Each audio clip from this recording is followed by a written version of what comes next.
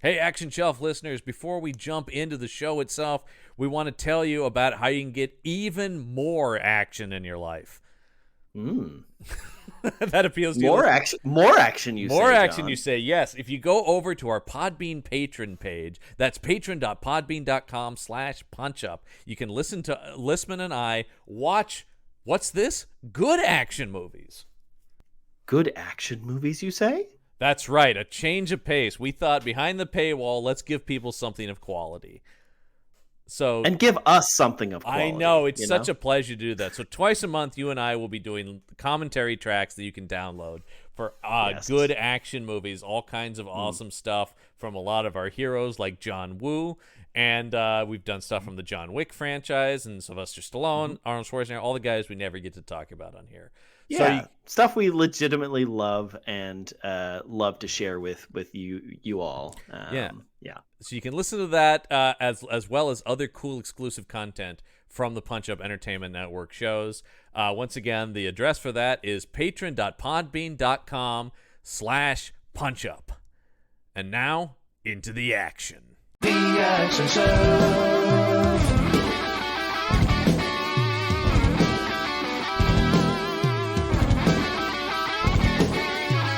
The Action Show.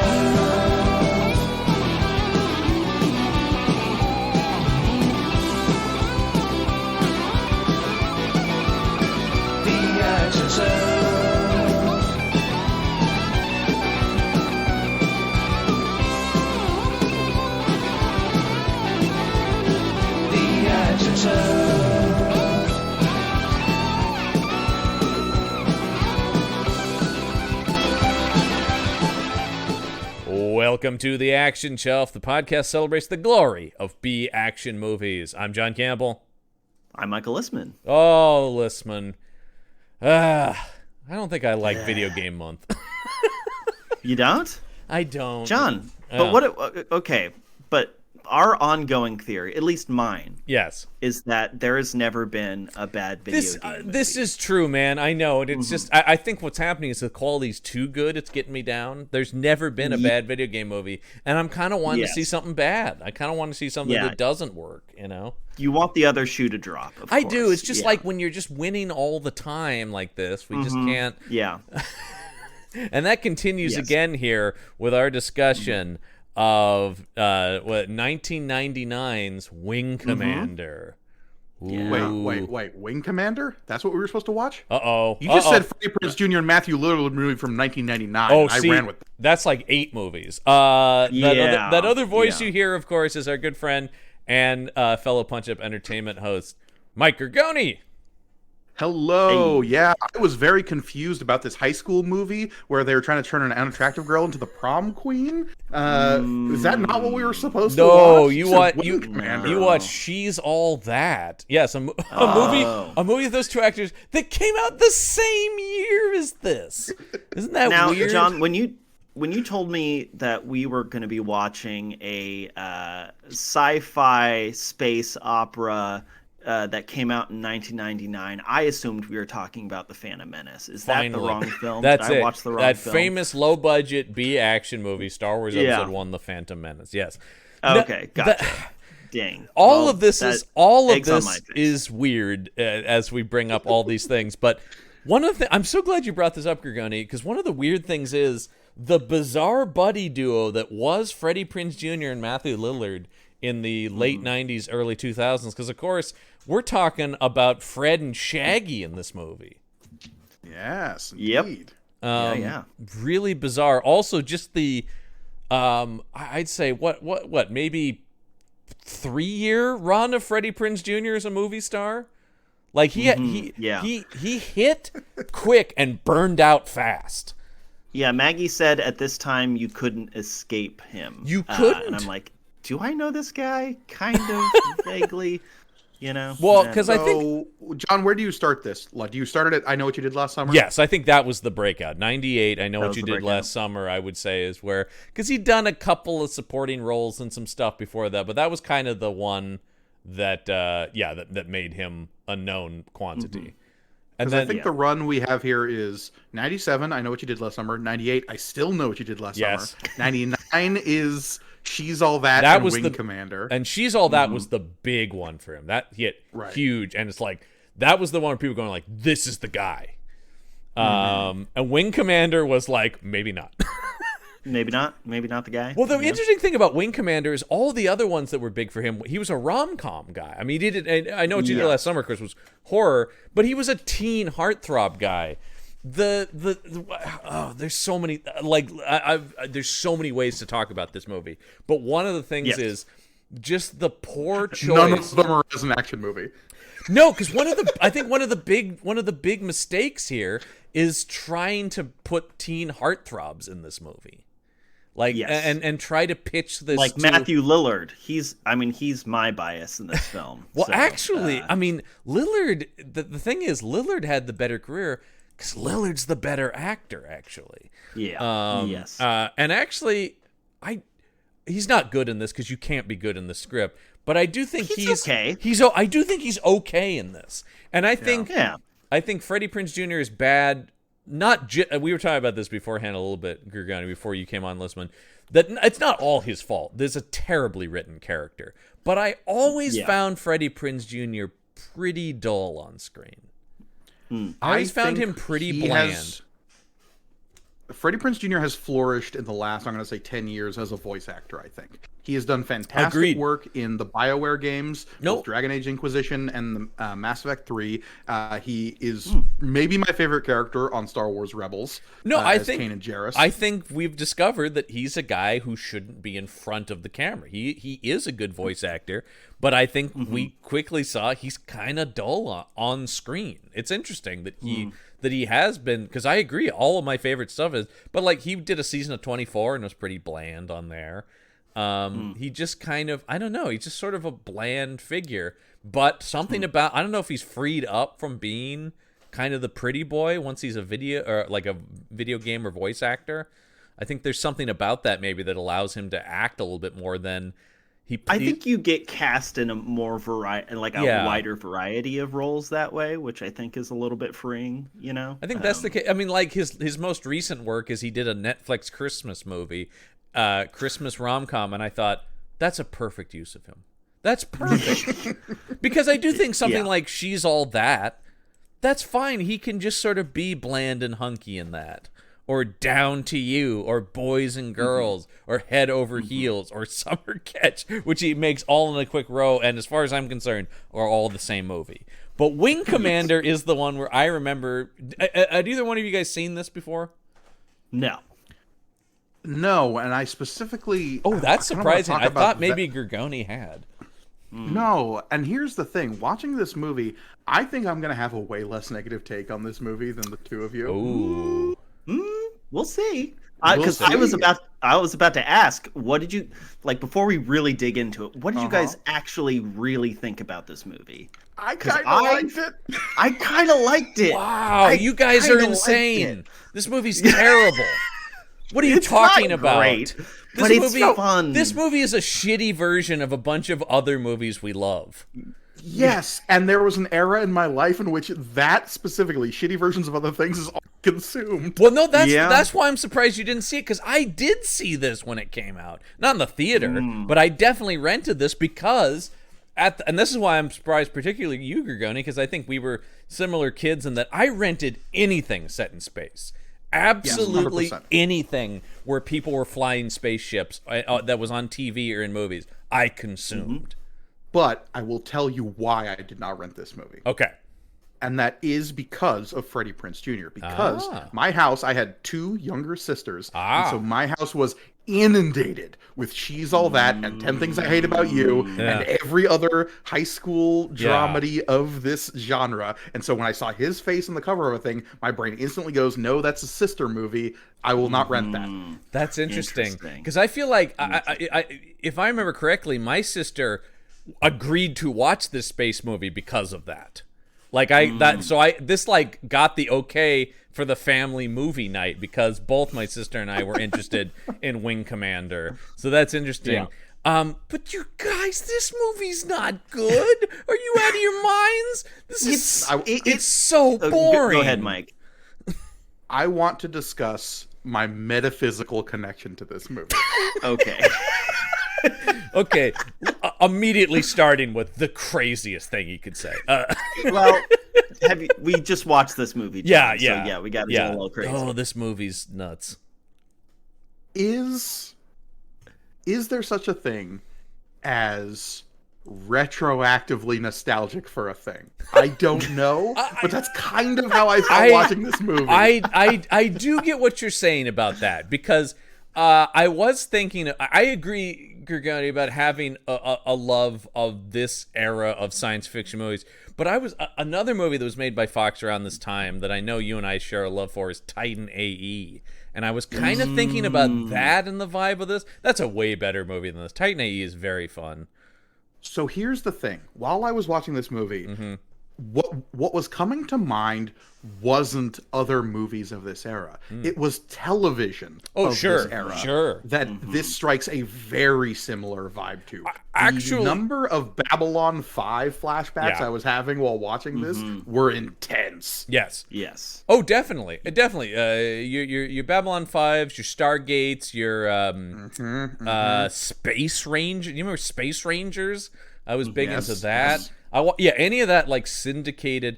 I agree. And actually, if this was the 2-hour pilot for one of those shows, I would say pretty good. But as a feature film, garbage. Just garbage. Considering cinema. how this movie ends, it does feel like the end of the pilot. It does, because nothing happens in it. Yeah, that's another problem I have with it. The last line of this movie is, "We need to get her to the med bay." Credits. I did go, did you guys run out of film or something? We forgot to shoot the ending. And I also thought, like, was this was probably thought they had a franchise here, and it's like, you guys. Okay, now let's get into the deeper lore of Wing Commander. Because let's talk about this as a video game. Of course, this is a month of video game adaptations. This is based on a fairly well-known, but as we were talking about last week, listen, a well-known video game that really had its time, though. It's not a franchise that's continued into modern gaming so much. Well, yes and no, John. Oh. Yes and no. I don't know of any modern Wing Commander games. Let me say that. Well, Gorgone, you went down a rabbit hole. I went down a rabbit hole here. So this also revolves around the film's director, though. Yes. Chris Roberts. Yes. Is the director and writer, at least of the characters of this film. They also had Kevin Droney as the screenwriter on the film. Yes. But Chris Roberts is also the guy who developed the Wing Commander video game at Origin Software. Which I did know that, and that is a very interesting, because of the video game movies we're talking about here, this is the only one that's made by the originator of the game itself as well. Yeah. So he being like the central linchpin that connects the Wing Commander franchise is like kind of the center of this whole story that I'm about to weave this yarn of. Because he is such a pivotal like figure in the establishment of Wing Commander as a franchise, and that franchise being adapted into other mediums. Because Wing Commander, this movie, 1999's Wing Commander, is not the first like spin-off of the Wing Commander franchise into other mediums. Because, John, just before we started recording, we were talking about you would watch the TV show Wing Commander, the animated series. I used to watch the animated show on Saturday mornings because, you know, this is so my jam in terms of like aesthetics. And I mean, because the pitch here basically, right, and particularly for this movie, I don't know as much about the games, it's Top Gun in space, right? Yeah, and 100% that is the pitch of the game as well, to the point where the main character's call sign in the game is Maverick. Like, they call it out in the game. Oh, man. I want to talk about the fact that he has no call sign in the movie, and it drove me insane that every other character had a call sign except Blair. They're going like, Maniac, Angel, Chris. What? Because if they were loyal to the games, he would be called Maverick, and if that was a major studio film, would have a thing everyone would have known it. Yeah, and Paramount would be like, I think we have a movie that has that. Right. So, with Chris Roberts at the center of all of this, let's keep in mind that this is the guy who's directing this entire franchise top to bottom, and how rare that is in any kind of franchise. Oh, yeah, unheard of, basically. The only other person I can really think of is Ben Enlund and The Tick. Yeah, and now, actually, because it's airing at the moment, Neil Druckmann and Last of Us. That's true, yeah. So Chris Roberts comes out, and Origin Systems is the name of the developer of Wing Commander. It's really hard to overstate how popular the Wing Commander video games were in the early 90s. When PC gaming was first starting to come into its own, when like Pentium processor, like Pentium 1 was like such a big deal that you could process multiple programs simultaneously. And so being able to simulate dogfighting in space was like a golden orb that game developers were chasing forever, going back to like the vector graphics Star Wars arcade game. Sure. Yeah. And Wing Commander is largely lauded, the original Wing Commander game, as being like the one that nailed it and forced the entire industry forward on a lot of that stuff. Like kind of like the Quake or Doom for first-person shooters. 100%. It's the Quake of like space dogfight simulators. Cool. Gotcha. That's great. And to the point where like Wing Commander 2 like really again pushed the whole industry forward, and like reactive games like TIE Fighter and X-Wing from LucasArts came out within years of that to like try to capitalize on that popularity. Yeah. Now, what sort of changed the game here, quote unquote, is Wing Commander 3, because that introduced something that was also extremely popular at the time in PC games, and that's what's called FMV cutscenes, full motion video cutscenes. Yes. And if you are a dweller of the internet, you've probably seen at least the Command and Conquer ones of Tim Curry being a Russian general and saying, go to space. Yes. Yeah. This was a thing back in the mid-90s. Oh, hell yeah. Computer graphics aren't quite to the point where we can make decent-looking cutscenes. But there's a bunch of C-list actors floating around California and Pinewood Studios, which is where all the cutscenes for the Wing Commander games were filmed. We're the same studios as the Bond films, John. Yes. Oh, there you go. Yes. And so Wing Commander 3, because that was another thing that the Wing Commander games were always like highly lauded for, was their story. It was one of the first games that used like story where like your choices would differentiate the ending of the game in significant ways. Cool. That's it was also Wing Commander 2 was also one of the first games to include like actual voice actors in it to like high effect. Did that and so was that Mark Hamill and stuff in that one, or did that start in the third one? That started with number 3 when we have this cast of like pretty well-known actors. Yeah, when you said C-list, we're roles. getting more B-list into close to A-list with some of the. I mean, Malcolm McDowell, man, god damn. So we have Wing Commander 3: Heart of the Lion, starring Mark Hamill, who has retroactively become now the main character of the franchise. Because in Wing Commander 1 and 2, it was sort of just like faceless, generic, tabula rasa, the character is you. But retroactively, they named that character Christopher Blair in Wing Commander 3, played by Mark Hamill. Which is, my God, of course, if this whole thing goes to Star Wars, fucking get the hero Star Wars in it, you know? Yeah. But you also got to remember the context of Mark Hamill's career at this point. In the mid-90s, he was kind of seen as like a C and D list guy. In live action. Just starting to get back into voice acting and like really making a name for himself there. But like after Star Wars, his career kind of crashed and burned a little bit. In movies and TV, he went to Broadway and then theater, right? Yeah. He did Amadeus on Broadway and stuff like that. But yes, for the larger pop culture stuff, he disappeared, especially when you consider the obviously massive ascent of Harrison Ford. Right. But then, you have Malcolm McDowell. You have Jonathan Rhys-Davies in this. Hell yeah. Tom you Wilson. Have Tom Wilson. Biff himself. I mean, a guy who's, not like an A-list actor, but always a solid character actor for decades. Yeah. Jason Bernard, who's also just like a staple guy. Like you see his face and you're like, oh yeah, I know. I mean, like, you sent us the trailer for Wing Commander 3, and pretty much everybody who shows up in it, I go, oh, I know that guy. Right. You even have Tim Curry being the voice of one of the tiger aliens. Here's the thing about Tim Curry. He was at least the voice of every bad guy in everything. Do you remember the Peter Pan animated series that was on in the 90s?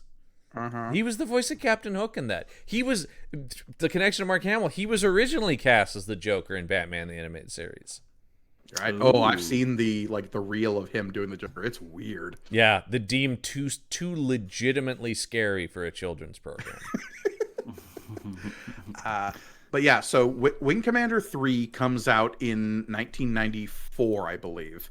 And then Wing Commander 4 comes out 2 years later in 96. And both of them are enormous hits. And like people actually like lauded the the full motion video cutscenes at the time as being like, oh wow, this is really sucking me into the narrative of the game. And on top of that, the gameplay is also really, really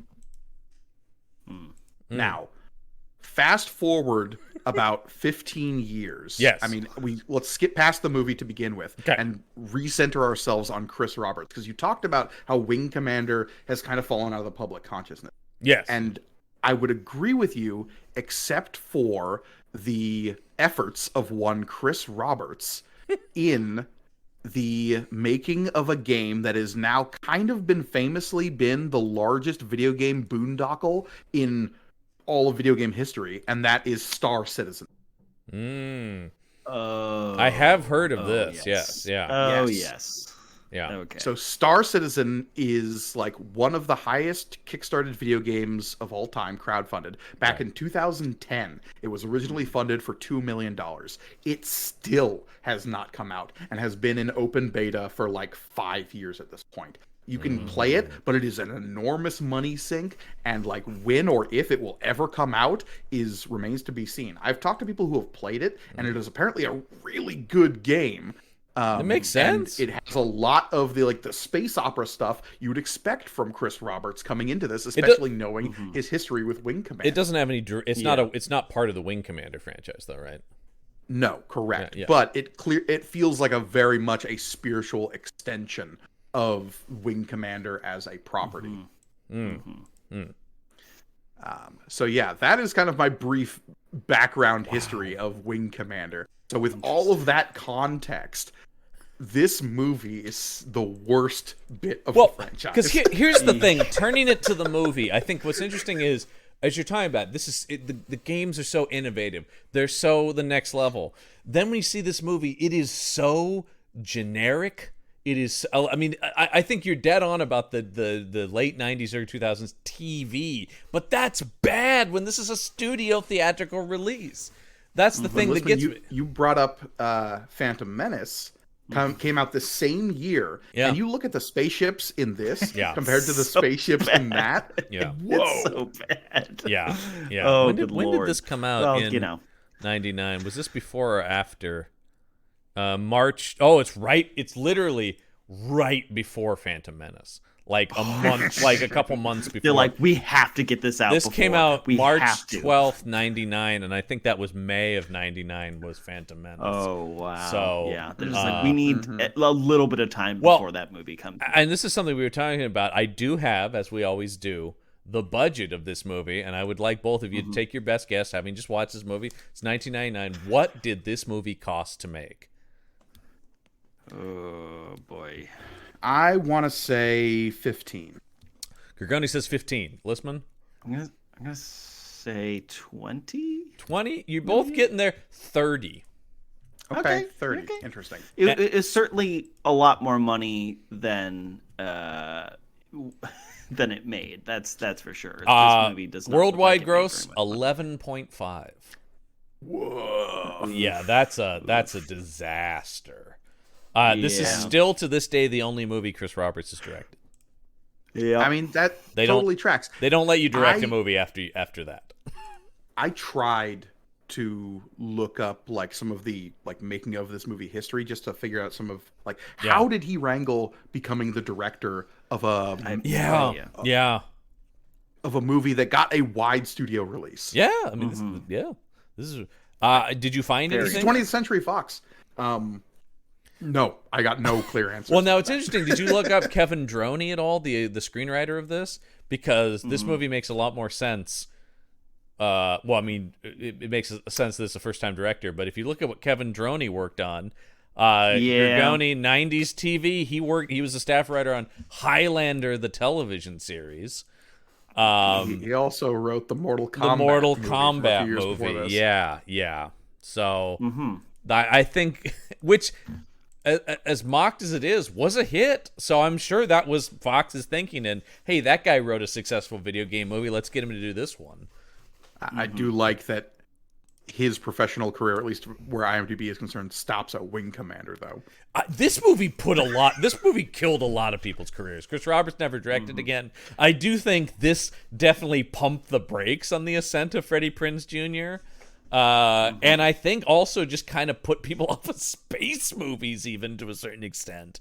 Star Wars did, but it's just kind of like I think some of the reaction was like, maybe we just let the Star Wars and Star Trek do their thing. Well, the 1-2 punch of the year before of Matt LeBlanc in Lost in Space. That also, and then this.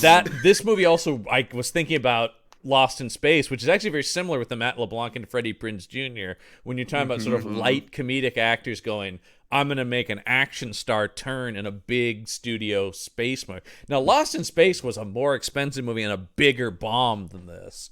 Because Lost in Space had a lot of momentum behind it. That was going to be a huge movie, and it underperformed. And it's not very good in very much the same way this isn't very good.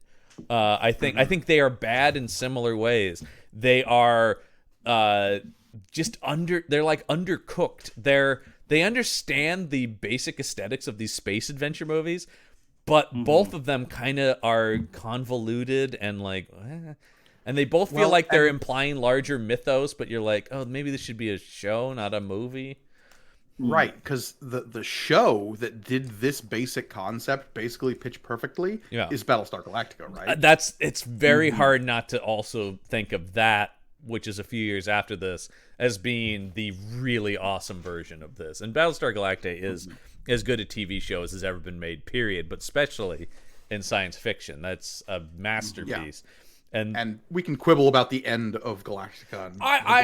Enough time has passed. I've made my peace with the end of Galactica is kind of the thing I have about it. The end of Galactica to me is like not so egregious as Game of Thrones that it retroactively kind of spoils the rest of the series. I don't think I could can go ever back and rewatch Galactica. Agreed. I don't think I could ever go back and watch Game of Thrones again. Interesting. It's bad. Because it doesn't ruin characters like Game of Thrones does. You're more like, what? With some of the Galactica stuff. But it's more larger plot stuff than it is like, oh, you fundamentally damaged main characters. Okay. But anyway, I want to, as we talk about the Wing Commander movie, I do want to try to like go a little bit back and forth between what is the cast of the movie versus who are these same characters that were in the games played by different actors. Well, because largely it's the same like character cast. Well, and I'll say one of my biggest problems is, with this movie, none of these characters are very interesting. Like, all of them are pretty stock archetypes. Christopher Blair, in particular, I have such a problem with because they want him to be Maverick from Top Gun, but they also want him to be Luke Skywalker, and he kind of lands neither and ends up being just a nothing character. I think he's the weakest performance in the movie. Yes. Oh, yeah, unquestionably. So. Yeah. I think everybody else has a level of earnestness that you don't often see in action shelf movies. Like there is a honest, earnest attempt at making these characters feel real and human in a way that I don't see a lot in action shelf movies. Which I really appreciated. Even if the overall plot of the movie was hard to follow and made no sense. Right. The relationship between Matthew Lillard's character Maniac, and the other pilot, Rosie, actually, I thought was one of the more compelling bits of the movie. I liked them, yeah. Although Maggie and I immediately called like, okay, so she is both a black character and a love interest to another character. She's so fucking dead, and they did do that, which was I wasn't sure if they were going to kill Maniac even at a certain point, because once again I'm looking at it through the Top Gun lens and going, is he going to be the goose that gets sacrificed in Blair's arc?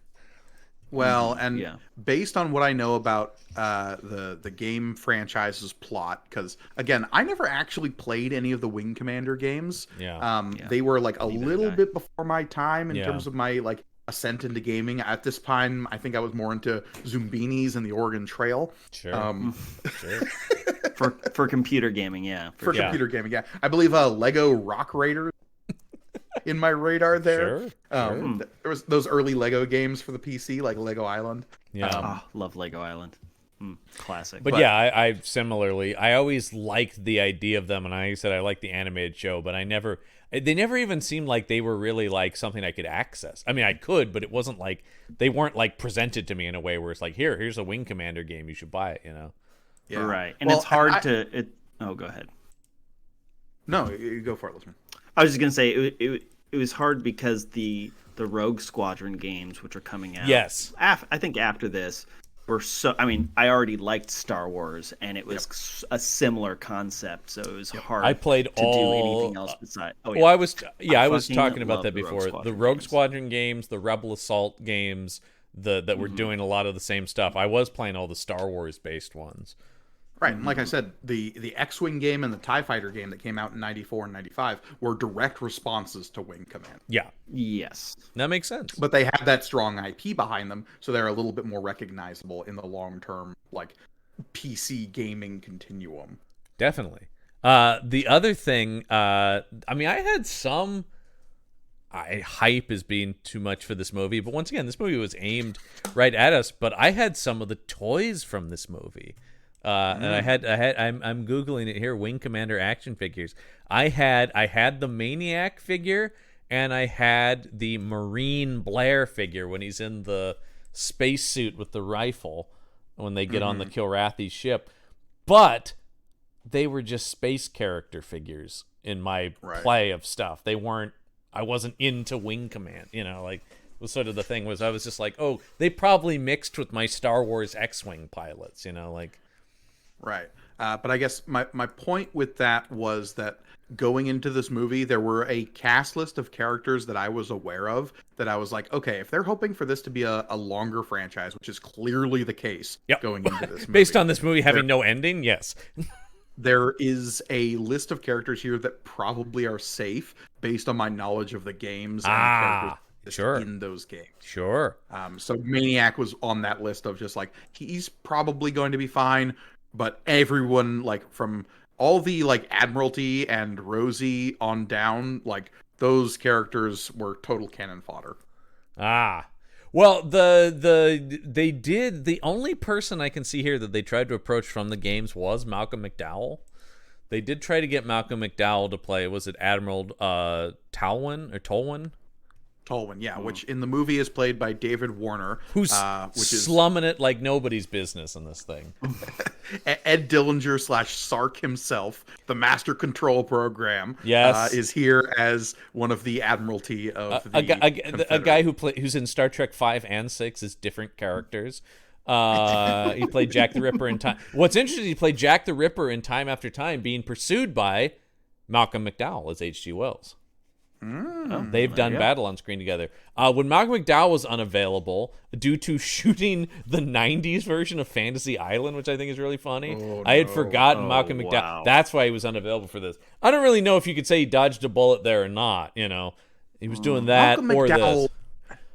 Has dodged 0 bullets in his career. He has taken every bullet. Malcolm McDowell. There's a great interview, and I highly recommend this from maybe like 3-4 years ago, where he said, acting is my job.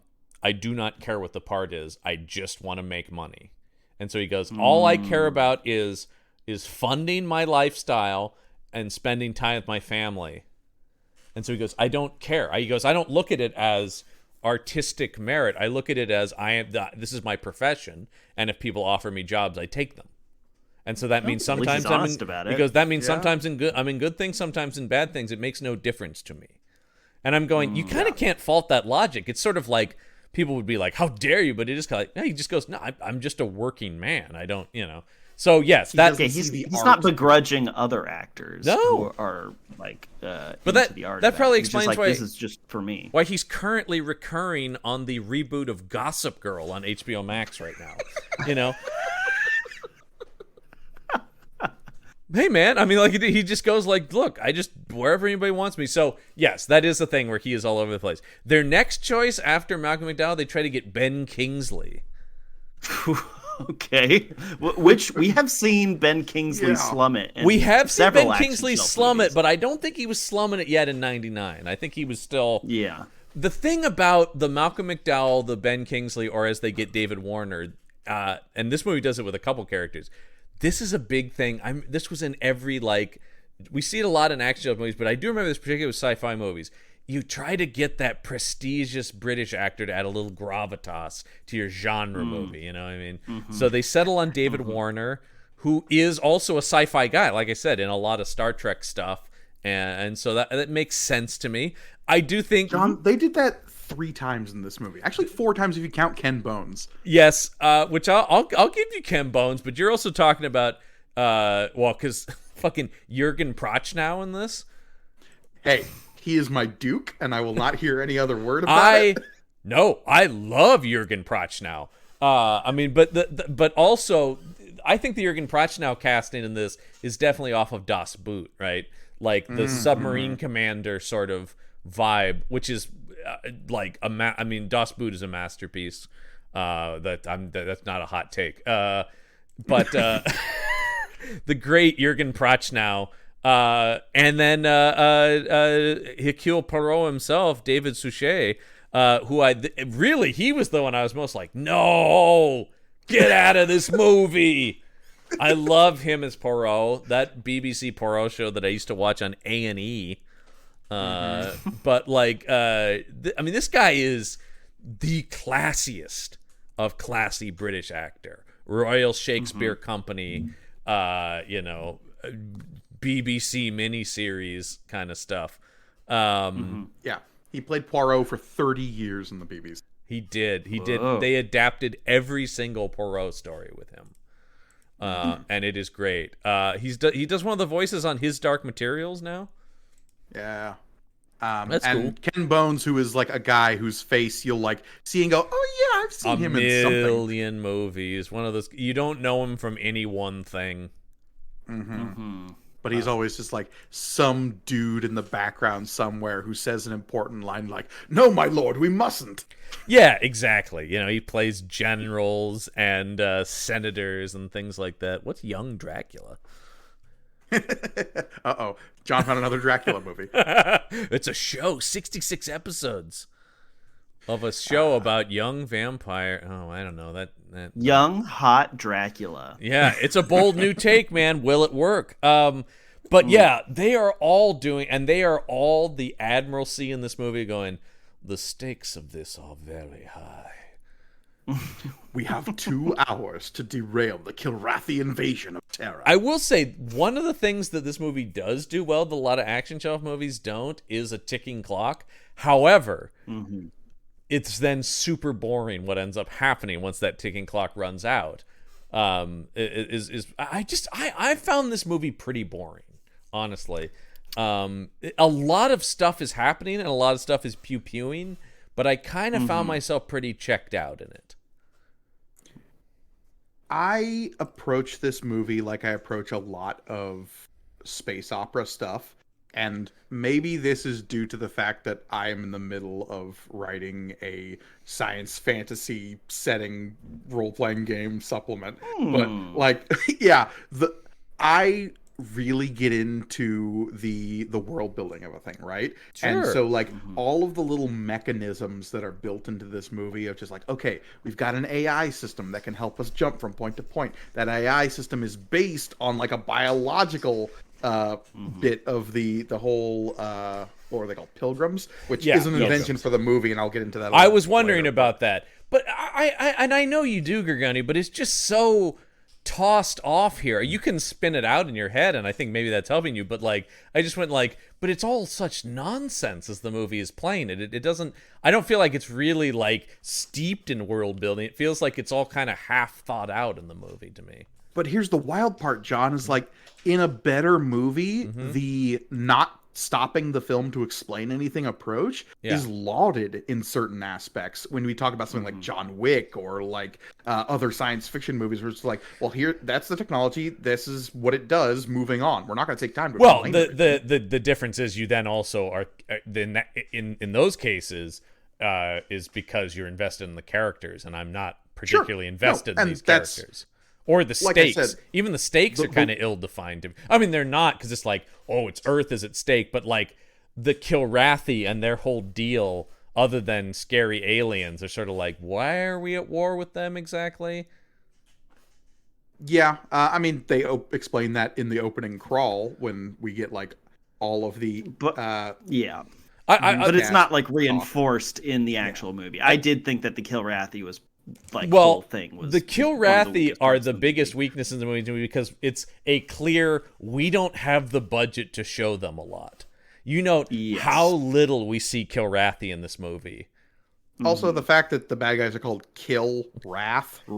That's not, is that from the game? Yes, 100%. Yeah, that's lazy. So, I mean, in the trailer that I sent you for Wing Commander 3, we get a good look at some Kilrathi because they are these big, like, lion people. They look better than the ones in the movie. And in the games, you even have one that's on your team. You have like a turncoat one. Well, now joins that's the team. That's already infinitely more interesting than anything in this movie. Yeah. Well, that was going to be in the sequel, John. Well, this 100% seems like a movie where all the filmmakers are going, well, movie 2 is going to rule, you know? Yeah. But one of the things about the Kilrathi in the Wing Commander games is that for the most part, they are just the enemy ships that you see. Sure. And like the story of them is built into the background of the game until the third game ends with you like space dueling the crown prince of the Kilrathi Empire in low orbit above a planet. That sounds like a climax to a film I'd like to see. Sure, yeah. I think that's the thing is sort of like I think my biggest annoyance with the movie is the whole movie feels like it's ramping up and then it just ends. It never like achieves cruising altitude for me. I never got invested. Everything is like, okay. Oh, it's over. Yeah. One of the main issues this movie has beyond the central linchpin that is Freddie Prinze Jr. and his terribly written character. And I do think budget is that $30 million, while being a substantial amount of money in any other context, is so low for a massive like space epic. Mm-hmm. Yeah. Mm-hmm. And so when we get cutaways to a Kilrathi ship in the third act of the movie, suddenly you're like, wait, these guys have dialogue and we care about what they're thinking? Mm-hmm. Yes, that's weird. Should we maybe have been doing this the whole time, movie? And can I say, in terms of like budget allocation, just cut the worst action sequence, which is the attack on the ship where they're trying to do the aliens kind of thing, because there's so much smoke and fog and you're going like, you are hiding your shitty sets and you are really clearly you can only do like one Kilrathi at a time for Freddie Prinze Jr. to shoot. And I have problems with all the other action sequences, but that's really the one that goes like, you just wanted to do a scene where they shoot guns on a ship. Because the Kilrathi in the games look like full bodysuit Muppets, right? Yes. Like your Sweetums or your Big Bird, like that kind of approach where you have the animatronic heads on top of an actor. They look pretty cool, man. Really, watching that trailer, I went, dude, I want to why didn't they just use these? Were these lying around somewhere, these costumes? That's one of the things I find so interesting about this movie is almost nothing from the FMV of Wing Commander 3 and 4 is reused in this movie, at least in terms of like design aesthetic, if not actual literal sets or props. And I find that so bizarre. It's so bizarre because I think that's another problem I have with the movie, and this is something, Listman, we talk about in a lot of stuff, and I think it was really particularly the case here. Everything in the movie's so, like, dark and, like, once again, in a way that feels like it's hiding stuff for me. I don't know. Did everything feel underlit? Like, watching the trailer for the game, I'm going, oh, these uniforms look cooler. Everything feels a little bit more real, weirdly, for a computer game from the 90s than in this movie where everything is trying to be gritty, but ends up feeling cheaper as a result of it for me. Yeah. I mean, yeah, I completely agree that the dim lighting was definitely to hide the low budget. And I think that's particularly the case in some of the space battle scenes, too, where you're going like, yeah, you're not getting a good look at these ships. Or my bigger problem is, and again, and I think it's a cost-saving thing, is how much footage is close-ups of people in their cockpits. So you're not getting the full scope of battle sequences, which should be the main feature here, right? We should be getting the Star Wars-esque dogfights, and instead it's a lot of people in their ships going, "Bank, they're on me, man!" You know, which is in Star Wars, but there's a lot of just like, I'm going to explain what I'm seeing out my cockpit as opposed to actually looking at a massive battle. It's also harder to tell who is who in the battle sequences because the CG was not great, and I think that is one thing that, like, you know, this did come out the same year as Phantom Menace, and what works about Star Wars is that everything is so clear. You can always tell who is who's part of the, you know, the villains, who's part of the heroes, depending on if it's, you know, the original trilogy or the prequel trilogy. But the imagery is always very, very clear, and you always know what's going on. That is something that they should have taken a note from Lucas on. And some of that is they don't have the technology, but just in general, I think, you know, there's a lot of things to bag on Lucas about, but I think he was always very good at directing action sequences in terms of clarity of that kind of stuff, so you didn't get lost in it. Well, and something that we'll see in later science fiction franchises, I think Halo is one of the best examples of this, is clear differentiation between different spacefaring entities and the ship outline. Yeah, because a few times in this movie there are large battle sequences featuring capital ships where I completely lose track of which ships are the good guys and which ships are the bad guys. Yeah, exactly. And that's actually once again talking about something that also didn't have a ton of resources because it was a cable show, but Galactica did a great job. I'm never confused about, you know,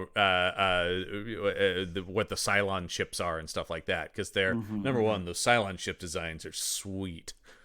Yeah. Yeah, if you don't have the budget, if you don't have the budget or technology to accomplish something like that, then art direction is going to be your saving grace. Really clear art direction. And so that's the thing. So I want to hear about what worked for you guys, because you guys seem hotter on this movie than I did, but you seem to be agreeing with a lot of the points of which I'm like, yeah, this doesn't work. I'm not saying you guys, it doesn't sound like you guys love the movie, but I flat out was like, ugh. Listman, do you have your thoughts organized where this is concerned? I mean, kind of. I agree. Listman, I do agree. I will say, always with the caveat of, yes, this is more polished than a lot of the shit we normally watch on here. There is no question. It's got the studio sheen it was more pleasant to watch than like a Seagal movie. Any day. Well, no question about that. Yes. But then when I roll it back over into other space adventure movies, then it's a fucking nightmare. I guess my whole thing was I went into this movie seeing the Metacritic score, seeing the IMDb user review score, and just being totally prepared for, oh, this is going to be a slog. Yeah. And I don't think it was. Like, yeah, there are parts of this movie that are slow, but I think every slow bit in this movie are in service to character beats, which is more than we can say about a lot of stuff that you all watch on the action shelf. No, I agree I agree. I don't think the movie's a slog. I also don't think the character beats work, a lot of them, for me.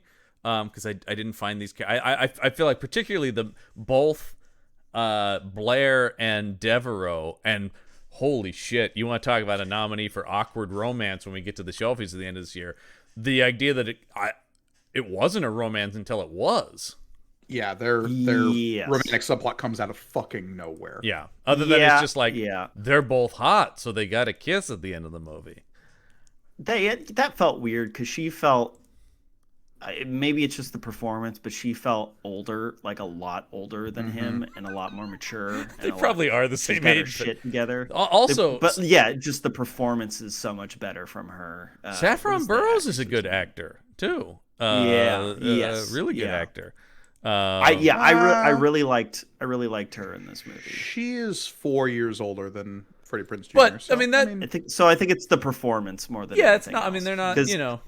But yes, the way that Freddie Prinze was playing it was he's maybe 15, and this is his first space outing. I think that's part of my problem with Blair, right? Is I don't really know how to feel about this guy because it seems like he's kind of written with experience, but played like a teenager because he's being played by a guy who's in the middle of teen heartthrob status too. Right. I mean, I think that adds to it. So that's what he's channeling more than like an actual character. But he's not, and it doesn't help that there's no character written in the script. No, and like I said, I don't know where the performance and the script exactly diverge there. But if he is he's not playing it fully wide-eyed Luke Skywalker, but he's also not going cocky Maverick from Top Gun, and so he ends up kind of being this muddled character that I have no idea how I should feel about, other than he is nominally the hero, and of course has the Luke Skywalker, you've got abilities, son, that no one else has, so you can save us. But that's kind of what defines him more than anything. Yeah, and that's honestly, I think, one of the larger problematic underpinnings of this movie is the weird pilgrim storyline built in that adds a level of xenophobia to so many other characters that we might otherwise like. Because there's this whole thing, and this is the kind of thing I'm talking about, where it's like, it's world building that's tossed in, but I'm going, wait, what? That there was, so before the war with the Kilrathi, right, there was a war with the Pilgrims? I believe which are a different subspecies of humanity which developed space powers by living out in space. Space navigation specifically, right? Like they have they have a natural affinity. Well, it's not clear. Yeah. Well, that's kind of the problem. When we finally get an explanation for what separates pilgrims from humans, it's that they can feel electromagnetism as a sixth sense, which allows them to have a perfect sense of direction in three-dimensional space, which would be super useful when navigating through space. That's not. Right? I mean, like a lot of stuff in this movie, that's not a bad idea, but it's just kind of it's both undercooked in its part of the story, like in the past and the way people feel about pilgrims, and I don't think they do enough with it once he's exerting those powers. And it's also not a visually impressive power. No. It is very much a sci-fi writer's idea of a cool power. Of just someone who can perfectly be aware of their position in three-dimensional space would be incredibly overpowered in real life. And I'm like, yes, it would. It also doesn't translate at all visually. No, it's Now, here's an interesting thing, Gorgone. Did you see that there's a series of novels based on this movie? Because there are 3 novels which are this movie. There are novels which retell the stories of the games, and there are novels that are just side tangents. Because there are also 4 spin-off games to the Wing Commander franchise. I was looking at the Wing Commander franchise Wikipedia, and there's a lot of stuff on there that I've never heard of. Wing Commander Academy was interesting because it was a combination of real-time strategy stuff and the space combat stuff. Right. Interesting.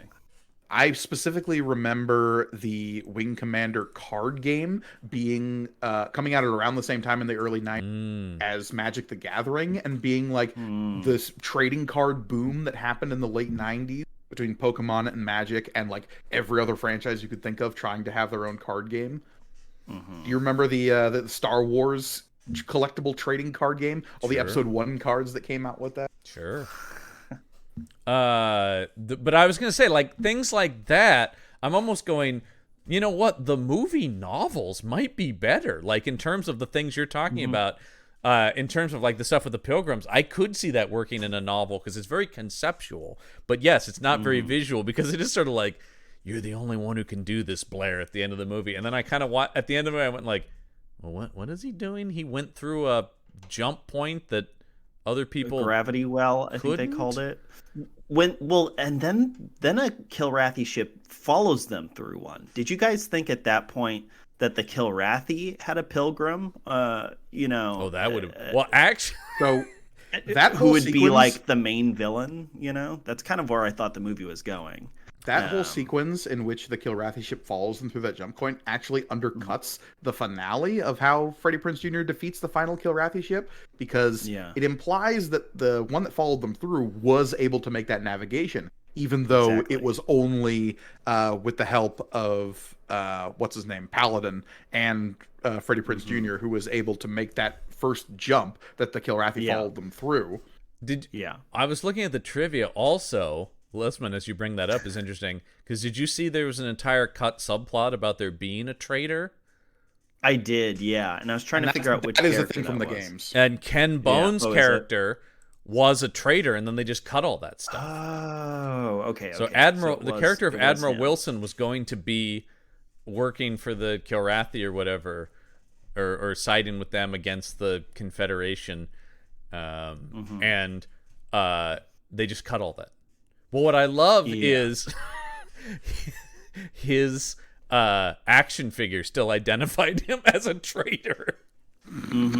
Yeah, because they had already made the toys, as we know, that comes in. But so that was something that was shot. So keep in mind, Ken Bone's performance in the movie is a guy playing as though he knows he's the traitor in the movie, which is interesting considering he is the guy who sends the initial message, right? He's the one on Is it him? Pegasus Station. I thought it was David Warner who sent the message.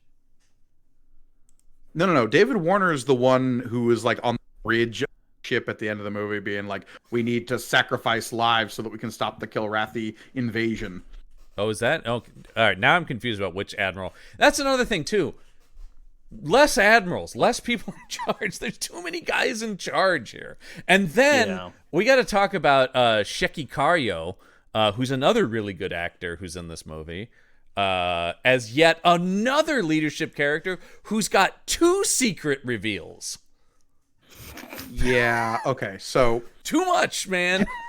Taggart, a.k.a. Paladin, is a character from the games. Sure. But in the games, you already know he's a Secret Service guy right off the bat, and he becomes Blair's kind of comrade in arms, and they go through the rest of the games together. The thing I love too is the point when because they're in the middle of a space battle, and he pulls rank, and it's just actually, I'm a secret Commodore, and they're like, he is great, and then I thought, that really doesn't change anything about my feelings about this character. What are you doing about it? Because he still goes along with the plan. So it's not like I'm pulling rank, we're not doing this. They still go along with it. So it almost felt unnecessary. Yeah, it was and then I just love, they're like, wait, and they type a thing into the computer, go, oh, he is a Commodore. I just thought, what did it matter? Yeah, why? Number one, why reveal he's a Commodore? Or 2, why hide that he was a Commodore in the first place? Yeah, my whole thing was why hide it? Because him eventually pulling rank and taking over when Poirot dies. Yeah. I'm sorry, I'm just going to keep calling him that. Well, I mean, it is. I immediately see that guy as Poirot due to 30 years of playing a character. I don't think I can be blamed for that. The guy chose to play the same character for 30 years. You are that guy. I paused the screen when he was on and just held my finger up on his upper lip. Oh, that's what I'm going from. He is amazing in that, though. Seriously, if you have not seen the Poirot mysteries, they are wonderful. Mm-hmm. When Paladin eventually pulls rank and takes control of the Tiger Claw, which love that for the name of a ship, by the way, the Tiger Claw. Oh, actually, I agree. That is a sweet name. It makes it so it's okay, so this weird space freighter guy can be in control of the ship and we can feel okay about it. Yeah, but it's just they should have just made him a Commodore from the beginning. And then 2, when he turns around later in the movie and goes, actually, I'm a pilgrim too. Which begs the question, why couldn't he do the space travel stuff? Yeah, only then. I thought he was doing it to instruct Christopher Blair, right? He had sort of a mentor vibe to him, so he wanted Freddie Prinze to do it. Sure, he needs to learn how to do it. I mean, when the survival of Earth depends on you getting the information back to Earth.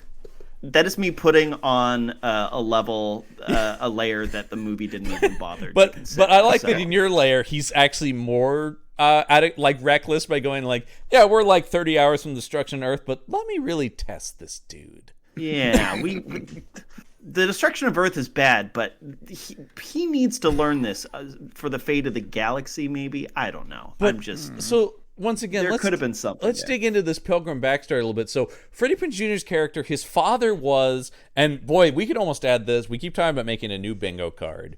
Somebody's father being legendary should be on there because that is such a common thing for action heroes. The second somebody is like, "I served with your father," I'm like, "Oh, of course you did." But he fell in love with the Pilgrim woman, so. Christopher Blair is kind of a Spock half-breed alien. Yes. Boy, the tossing around of the term half-breed continually in this movie made me incredibly uncomfortable.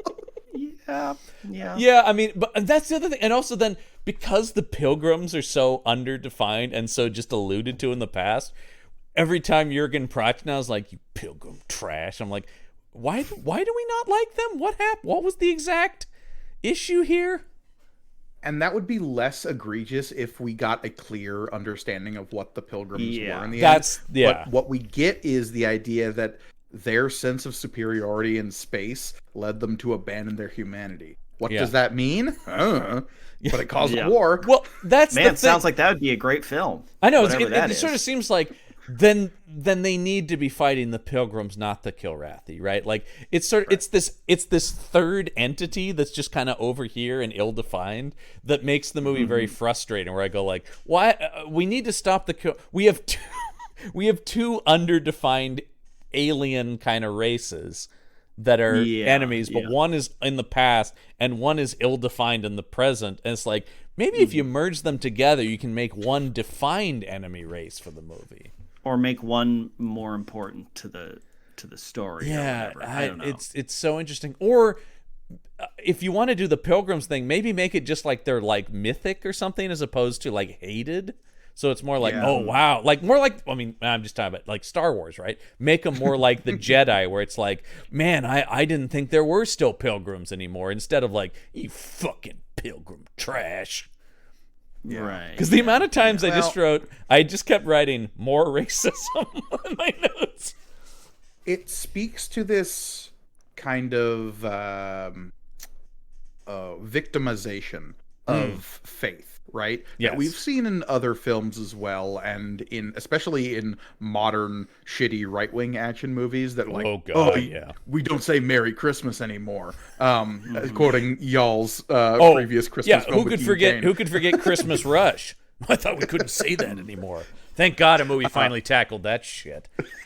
But this movie uses the cross iconography to represent the Pilgrims. So there is this victimization. I didn't love that in this either. far-flung future, the people of faith are belittled and disregarded. Which has never really been a thing in other space operas. Like, even in Star Trek, where you have kind of this, like, perfect ideal society in the future, there's never been like, and so we destroyed religion as a result.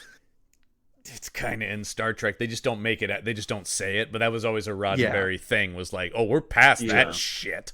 That shit's dumb. But it's so far past it that it's not even like discussed. It's not like, well, I still hold on to that. It's more just like, yeah, we all just know that was dumb, so we're gonna move on. But yes, or even the way Jedi are talked about, or the Force is talked about in Star Wars, is not over. I mean, it is religious, but it's more spiritual. It's more mythical. It's not. This is so on the nose. I do like the pilgrim crosses are more badass because blades pop out of them. And did anyone expect that to matter in some way? I expected him to stab somebody with that. Yeah. Come on, man. That's action. That's just screenwriting logic. But particularly and then say, cross your heart and hope to die. Or yeah. By the way, complete lack of one-liners in this movie. That's true. Yeah. Total lack of one-liners. I expected him to insert it into his spaceship at the end, and that lets him execute the Death Blossom maneuver. Sure. Oh, yeah. Sure. Yeah. Anything. I mean, anything. Do anything with it. Yeah. Why establish that? Why make a point of showing that the blade pops out? What was the big thing they did in Last Starfighter where the ship like shoots everybody? What was that maneuver called? Yeah, it was some Death Bloom or something. It was something like Death Bloom or Death Blossom. I'm trying to remember, but by the way, that's a better space dogfight. Oh movie. Yeah, I mean this movie so desperately wants to be Last Starfighter, which came out 10 years before. Last Starfighter rules, man. Listen, have you seen Last Starfighter? I have not. Oh, dude, you would love Last Starfighter. The idea that there's a video. We'll see if it's better than this. I mean, it's gonna be. I mean, it's such a nerd fantasy film, right? The idea that there's a video game that's secretly a training program for a space flight academy, and the guy who's the best of the game gets recruited to save an alien race. It is so pure 80s nerd fantasy, but goddamn, what a great movie. Oh yeah, the spaceships are called Gunstars, and it is the Death Blossom maneuver. It is the Death Blossom. Yes. That did sound right to me. Yeah. Oh God, I love that movie. I would rather watch that. And that's the thing about this movie. Like I said, I think some of it is I just also was like, there's the Star Wars thing, there's the Battlestar thing, because even though, I mean, of course, Battlestar comes after this, but there's still elements of the original Battlestar Galactica in here. Mm-hmm. Because we're not going through this movie plot point by plot point because it kind of isn't. I mean, there really a plot. The plot is very. I mean, the plot is just stop the Kilrathi from getting to. Yeah, it's. Can we become good enough pilots to stop this thing? Mm-hmm. Yeah.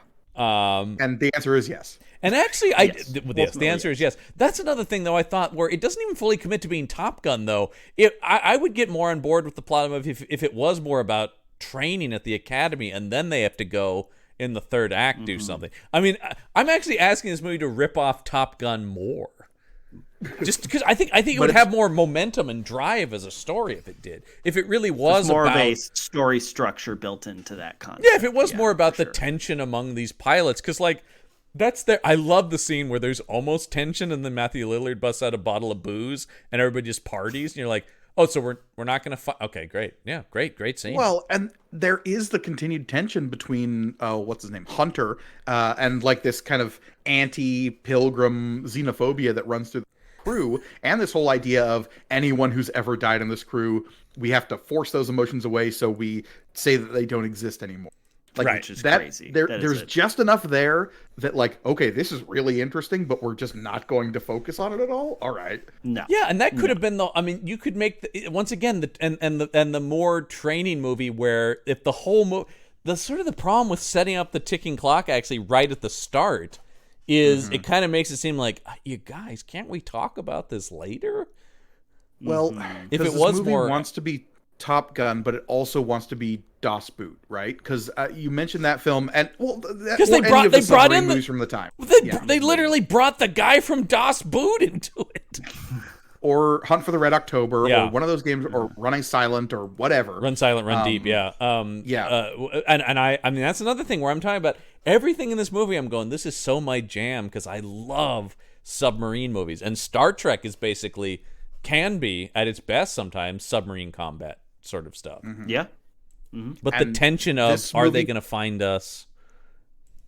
But this movie doesn't commit either way because it has moments about it. That's where Poirot dies, right? Is in that moment where they're bombing the crater, and if we get a direct hit, we're all going to die. Yeah. But we have to remain absolutely still and quiet, or else they'll find us. That's one of those things that's cool in concept, but kind of is like, I love that idea though, where they're hiding on the asteroid or whatever. Like that's a cool idea, and it was done better than Star Wars, right? Like, yeah, because there was a giant asteroid worm in that one. That's fun. Yeah, it's hard to beat that. Yeah, but it's just kind of like, also, if I felt more invested, and it's the thing where I'm talking about, there's too many characters, especially for like 100-minute movie, where I'm looking at the entire Admiralty on this bridge, and I'm going, I don't really know any of these guys beyond I don't care about beyond Poirot and Das Boot, who I like from those things, you know. Mm-hmm. You don't care about Hugh Quarshie's Lieutenant Obutu? Who I do remember that name because they say it so much. Obutu, you know. Obutu, yeah. Which Hugh Quarshie actually had a great year in 1999 because you know what else he was in this year? What's that? Star Wars Episode 1, The Phantom I had a Menace, feeling that was Captain Panaka. Panaka. Oh, is he Panaka? Oh, Panaka's pretty cool, actually. Yeah. I mean, Panaka, it doesn't really do anything. No, but I had conceptually very cool. Once again, I had an action figure, right? And so it was of sort of the thing. And I think I might have had his blaster. I think I might have had a toy of his blaster, too. Well, and that guy's a good... I mean, once again, everybody in this, except maybe Freddie Prinze Jr., although, as we've talked about, good voice actor, but pretty much everybody in this is a good actor. So it almost seems like it's like, we're all here to do something, and they're like, yeah, we don't really have anything for you to do, though. Right, yeah. Well, and I think this comes to something that I'd be very curious about where this movie is concerned, because you've got the guy who made the games, yes, leading the charge on this film. Yes. How much of the studio trying to make this into a sellable product resulted in the movie that we see before us? Obviously, the casting of Freddie Prinze Jr. and Matthew Lillard as our two leads is like, we were never gonna get Mark Hamill and who played Maniac in the games. It was Tom Wilson. What if this movie starred Mark Hamill and Tom Wilson? I think it would be better, but it probably the studio would have been like, they're old and don't appeal to people. But we probably would have gone to see it. I would have gone to the theater if it was Mark Hamill. Yes, that is very much the case. There is sort of this thing about like, well, it's often the case with these things, right? Where it's like, this is a nerd thing. How do we kind of like make this more palatable? Even though, as we know now, of course, nerd things are huge. But this was a time when it was like, let's kind of like back away. We live in such a different time now in pop culture where it's like faithfulness to source material is something studios try to do. But back then it was like, how do we make this a Hollywood picture, not this stupid computer game? The line that will always typify that for me, and it is spoken the next year. Oh, I know where this is X-Men. going. Yep. And that is when Cyclops says, what were you expecting? Yellow spandex? When they make the costumes for all the X-Men just the black leather. Yeah. Because it was like, could you imagine a movie doing that? And we still haven't gotten to yellow spandex X-Men. Admittedly, the X-Men have been on a rocky road. We've gotten close. First Class gets close.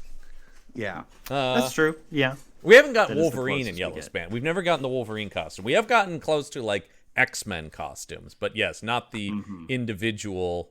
We still have never seen Wolverine in a mask. The closest we've gotten is the end of Apocalypse, honestly, when we get everybody in the danger room. Dude, that might be the best moment of any of them is when oh my God, I was like, dude, they're finally the X-Men. Like 9 movies later, I'm looking at the X-Men of the comics. And then they kind of like reel all that back in Dark Phoenix. And well, then in Dark Phoenix, the better. Oh, I'm a defender of Dark Phoenix. We don't need to have that argument again. Oh yeah, we already had a whole thing about that on another podcast. But let's get into it. They have the Frank quietly. Let's stir the pot a little bit.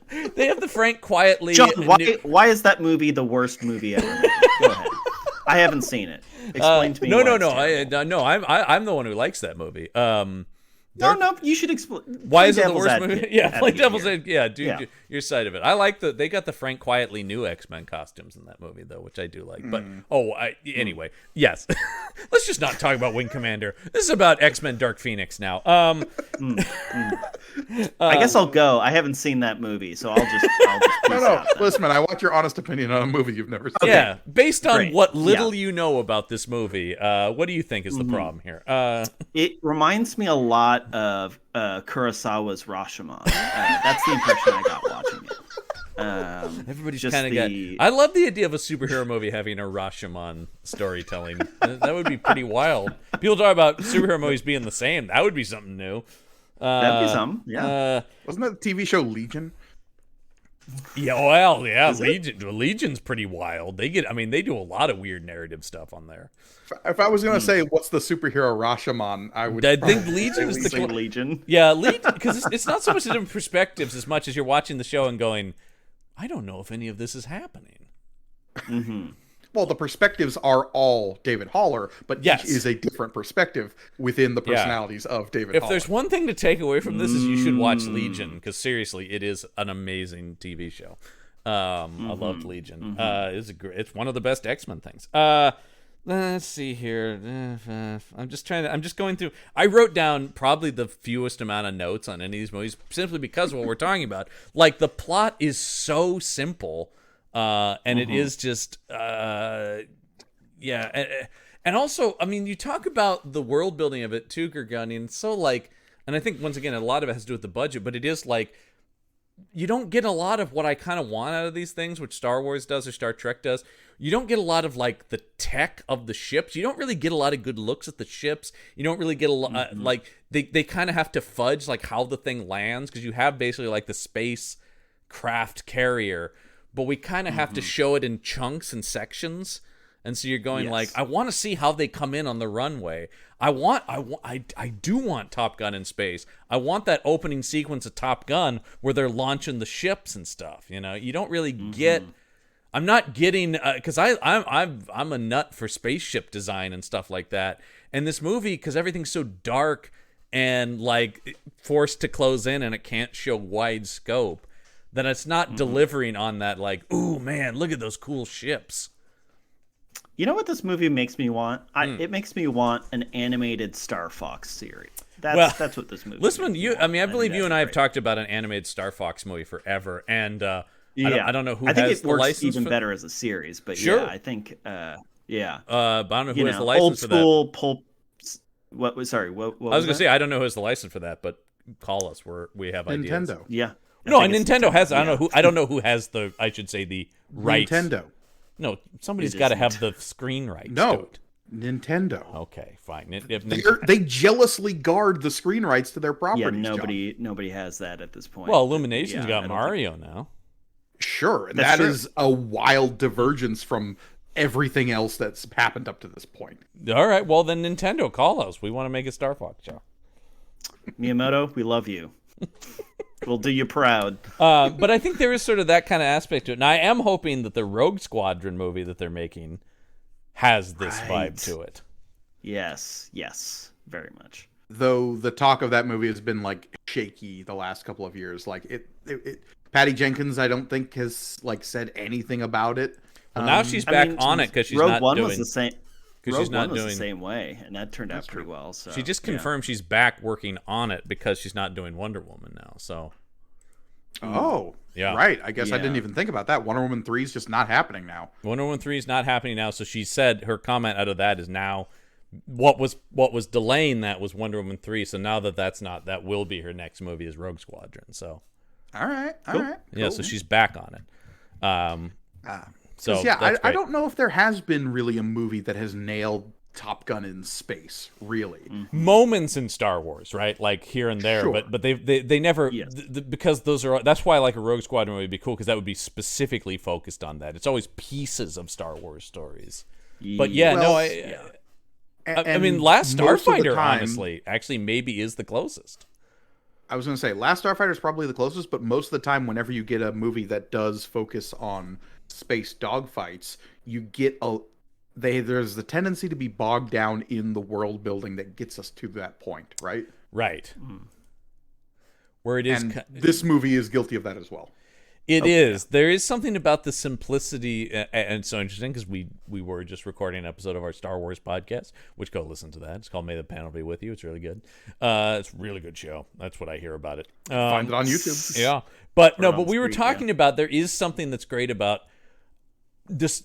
There is a lot of world building to be had in Star Wars, but the central conflict is so simple. The rebellion versus the intergalactic empire. And so the stakes of the battles are always clear. Even if the intricacies you can dive into world building, it is ultimately a battle against imperialism, right? And that's something this movie kind of falls short on because it introduces this strange pilgrim subplot. In the games, like, it is just Terran Confederacy versus the Kilrathi Empire or Terran Confederation. They're not the Confederacy. Right. That's a StarCraft thing. But so, like, you could have very easily made it a very black and white conflict of Kilrathi are called the Kilrathi. That's a bad guy name. That makes them the bad guys. Well, I'll tell you, all I need is one scene where they're slaughtering people on a planet or something. You know what I mean? Like, or some sort of implication of what is at... Because it's sort of like if the Kilrathi get to Earth, they'll destroy it. I'm like, but I haven't seen them destroy anything. So maybe the first part of the movie should have been them attacking, like a ship or something, boarding a ship. They kind of do, but it's still vague, and it's still just immediately we're talking if they get their hands on that comm system, which is also sort of a thing that's, I understand they want to sort of make that a MacGuffin, but it kind of feels silly that that's like a computer box. Mm-hmm. Oh my God. It's something the Halo series does in the novels as well, in that, like, okay, if this alien species ever figures out how to get to Earth, we're fucked. Yeah. So we must have protocols in place that stop them from ever doing that. And the fact that every single one of those protocols in quick succession fails in the first 5 minutes of this movie is actually made me laugh out loud. Well, because it's like, okay, the one thing that they can never capture, everything has gone wrong to let them capture. Well, because the one thing they can never capture isn't just coordinates, it's that box. And I do... That's what the coordinates are, John. They keep them in the box. That's what makes it so silly. It's like... but I love the guy trying to shoot. He's shooting at the glass, and it's... This made me laugh. He's shooting at this glass, and it doesn't break because it's bulletproof. So he goes, all right, and he tries to bash it with the gun. I'm going, if the fucking bullets didn't do it, man. Maybe my old man strength is greater than any bullet. I won't go. They can't get that box. There's something that's just so like, no, not the box. I mean, and once again, Halo does it better, as you're talking about. Like, there's just so many examples, and it sounds like even the games are better, and video games they can be simpler because it is about the gameplay, particularly in the era we're talking about, right? Although it sounds like Wing Commander actually did do a pretty good job of having more story than a lot of stuff, but you can be a little bit more like, those are the bad guys, got it, because I want to get in the ship and fight them. Right. But I a also movie, feel like that's this movie's missing a Darth Vader type antagonist. There is like a no singular person villain, who like perfectly represents the Kilrathi don't have a leader. There's, right, exactly. There's no Star Trek scene where somebody's on a screen going, if you don't turn over those plans, you know. Exactly. Yeah. Are you talking about something like a crown prince of the Kilrathi royal family? That could have been cool. When you said that, cool. When you said that, I'm going, where's that guy? That guy makes that sounds like a bad guy. And that also gives... He was there, John. Conniving minister played by Tim Curry, who eventually assumes control when the crown prince is defeated. Come on, you're telling me... John, he was there. He was the one with the goatee in the front. No, not that guy. The one next to him to the left. That's that guy. That's the villain. That's the guy. And then the one in the back was Tim Curry's character, I think. I feel like you have two options to go. Either you go what you're talking about, Lisman, which is get a Darth Vader type, and it sounds like that's there. Or once again, you lower the stakes and you go at the Top Gun thing, because Top Gun doesn't have a villain, but it is about overcoming the odds in the training and then going out and fighting. Because you could do that and just make the Kilrathi conflict an ongoing thing that's in the background, and that's just what we're training to go do. Because the other movie I thought about that's way better is Starship Troopers, which is, that's a nameless, faceless horde, but it's not really about fighting them as villains per se, as much as it is about being in the conflict itself. Like, it's about that's also a commentary on propaganda. Yes, that is. I don't expect it to have that tone. But just in general, Verhoeven. But that's an example of how you make a thing where it's just like how that conflict started, where that is. It's just ongoing, and we're just training to get there. That's the other option to go with, and then you can make nameless, faceless bad guys of the Kilrathi. But this movie kind of wants to have it both ways, and by that it's sort of like, well, you're really not working on either front. Well, and that's why, like I said, in the third act, when we jump into the Kilrathi cockpit and suddenly get a look at their decision-making process, I was taken aback, because if you'd excise those portions of the film from the third act, it would literally change nothing, because we see the trajectory of the spaceships and where they're going. Right. We don't need to hear them like saying "follow that ship" in their Kilrathi language. Well, the other thing is, or do have them steal the box and have that mission on the ship be, let's steal the box back. So it's like a heist film, but well, then space. that's something. Then you make it a MacGuffin hunt, and that's clear. It's just like the movie just needed to like pick a lane and just be clearer about stuff. Instead, it's sort of just a bunch of scenes put together with this convoluted plot. Yeah. But here's the thing, John. I enjoyed every minute of it. That's the weird part. I wouldn't say I enjoyed every moment of it, but 75% I was like, I liked. I was basting in this milieu of nonsense and being like, and also knowing it was only an hour and a half really helped. Knowing that I wasn't gonna have to sit here for 3 hours, I think a quick in and out of this nonsense was what I wanted, and that's what I got.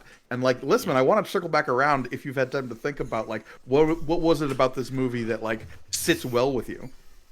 It did a good job sort of translating the like pulpy space adventure serialized storytelling that Star Wars was based on, and like all of these things are kind of based on. Like, you don't always give a shit about the overarching. This movie felt like there was a lot of story before the plot is happening, and certainly a lot of stuff that happens after this movie is over, and it's somewhere in the middle. And you guys talking about it being a TV show makes a lot of sense. Well, I think this would have been way better as a TV show. This would have been a great TV show, but it captured that sort of energy, and I like that the movie.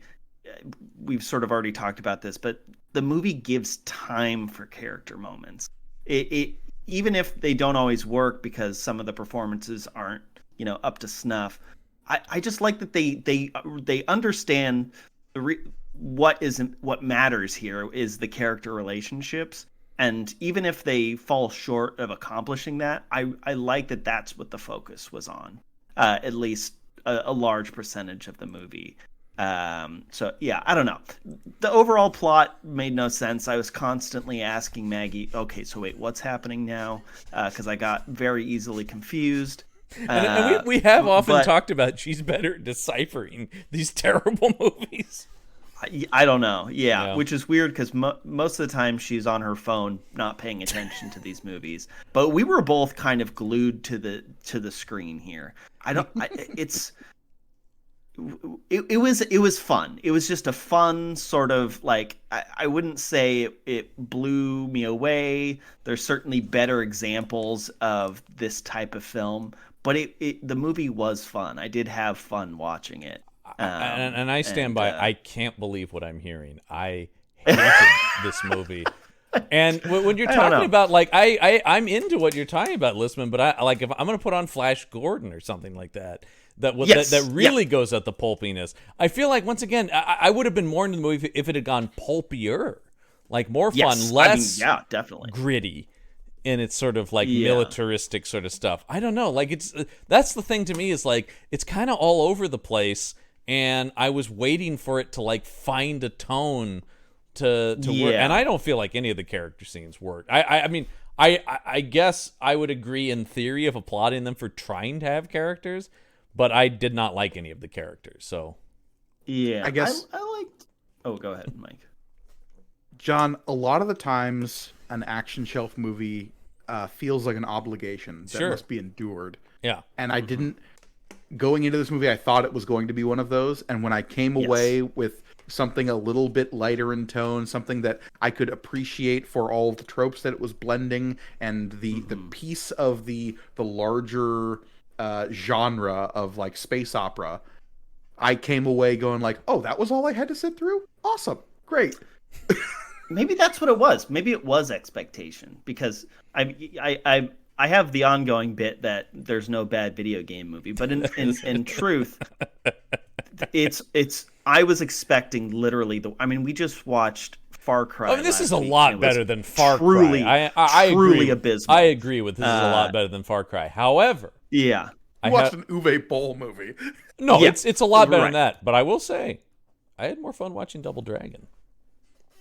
That's fair. Which is probably a worse movie, but at least it's more like insane. It is, and I will say, as far as video game adaptations go, I'd say this one is like squarely like bottom middle of the pack. Oh, I think I've seen that's way accurate. worse. Oh, yeah, and I've yeah. seen way better. Yeah.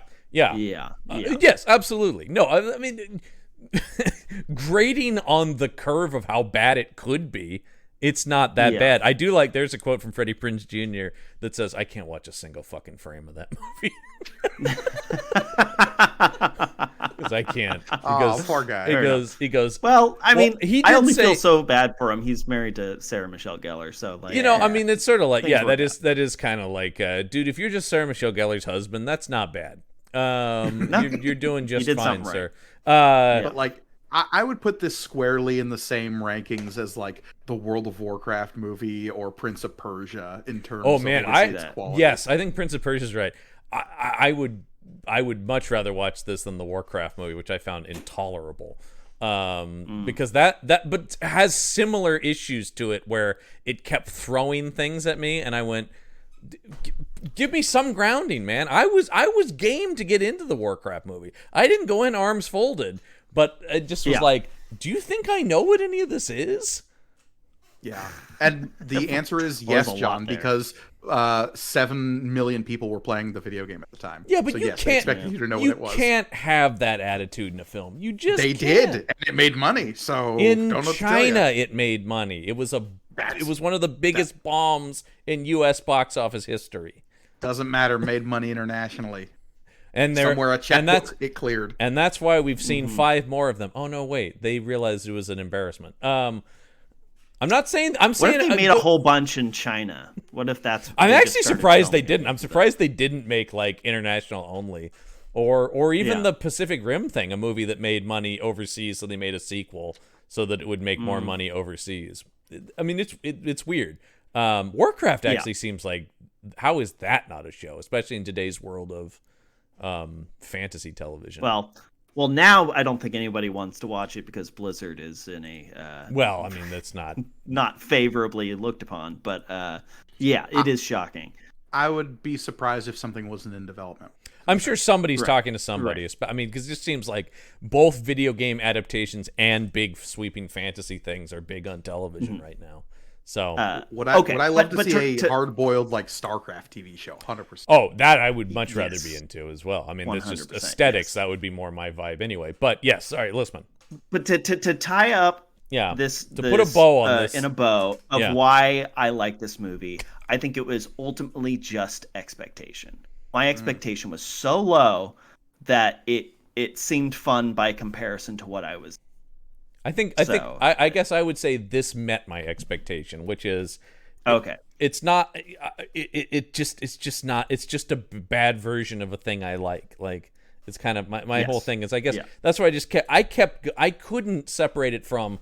There are 50 better. It's a little bit like when we talked about 12 Rounds, right? Where we were going like. Just watch Die Hard or That's Speed. That's such a worse film, though. That is a significantly worse film. Well, I mean, it probably is. It's longer, too. I feel like that maybe, or is it? I don't know. It felt long. Because that one, actually, no. I might be thinking The Condemned was long. Condemned was... That's like the longest movie we've ever done.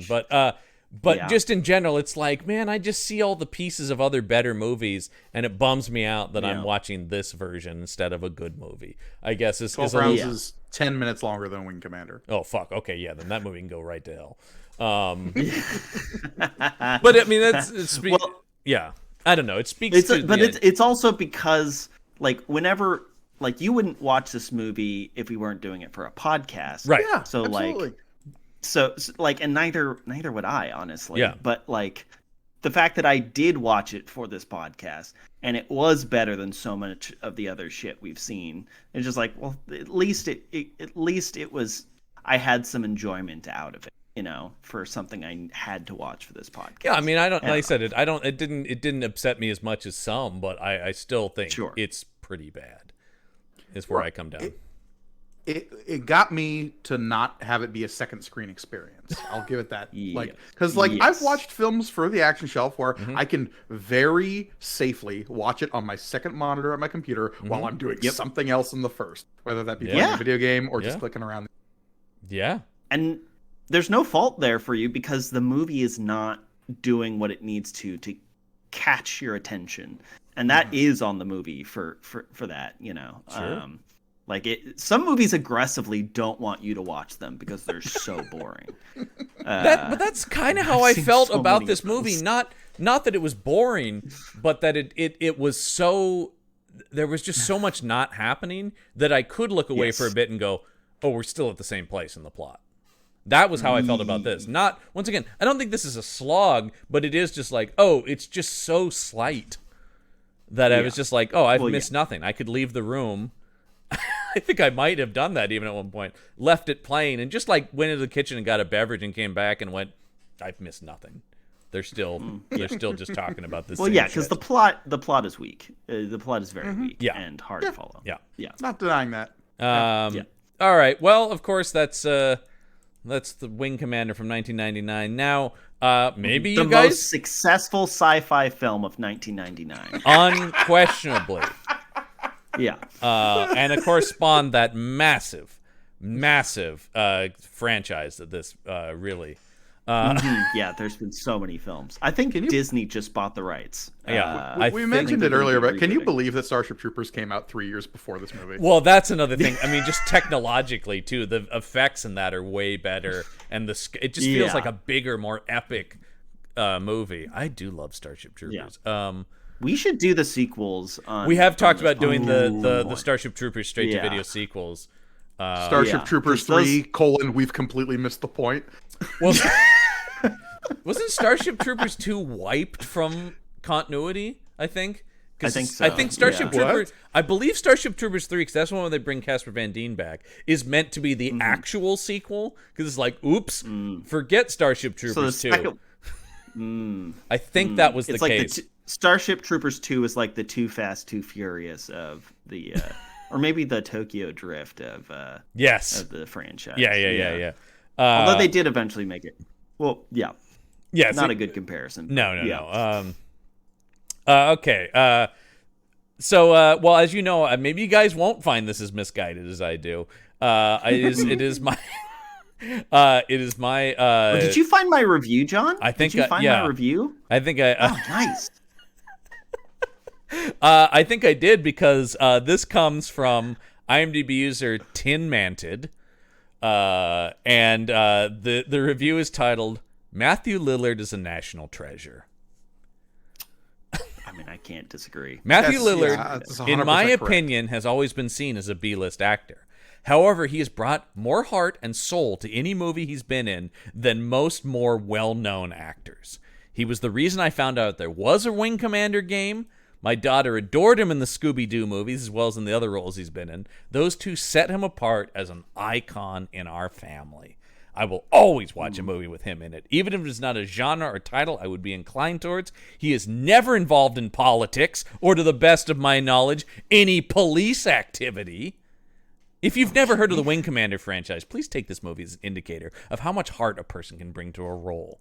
Normally I say that actors are here for our amusement, just glorified and well-paid clowns dancing for our spare change. This movie, and Mr. Lillard in particular, will engage you and make you believe in the magic of movies again.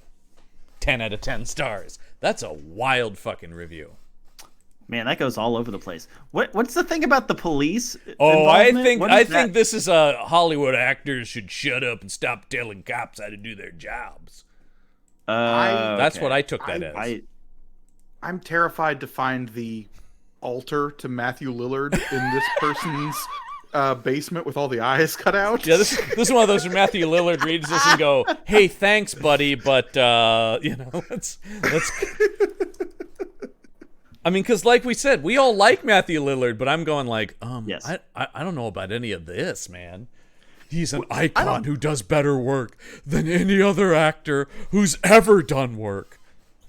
We haven't talked about him much because like he plays like so very much the Matthew Lillard role in this movie of crazy best friend. Yeah. Yes. I mean, so much so that when they're like, we might as well call you Maniac. Mm-hmm. And you're like, well, okay. I really like the scene where he eats a whole sandwich in one bite. I think that's my favorite part of the movie. Oh boy.